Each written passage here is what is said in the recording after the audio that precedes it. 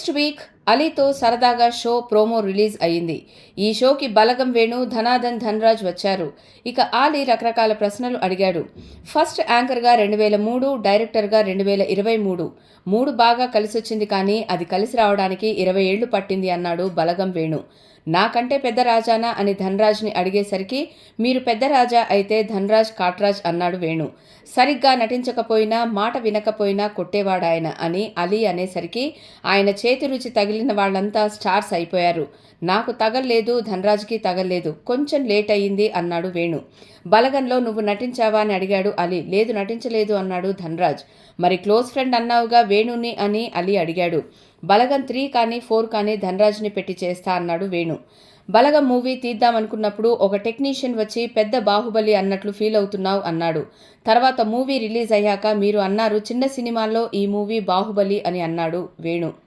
చివరిలో వేణు గోచి పెట్టుకొని ధ్యానం చేస్తున్న పిక్ చూపించి, ఏంటి గోచి బాబానా అని ఆలీ అడిగాడు. అది మార్షల్ ఆర్ట్స్ చేసేటప్పుడు తీసిన ఫోటో అన్నాడు వేణు. అంటే డైరెక్టర్స్కి ఈ ఫోటోని చూపించావా అన్నాడు అలీ. ఏంటి ధనరాజ్, పెళ్లికి ముందు కనిపించిన వాళ్ళందరినీ లవ్ చేశావంట అని అడిగేసరికి, పెళ్లికి ముందు అన్నారేంటి, పెళ్లికి తర్వాత కూడా అదే కంటిన్యూ అవుతోంది అంటూ ధనరాజ్ గురించి చెప్పాడు వేణు. ఇలా ఈ వారం ఎపిసోడ్ వీళ్లతో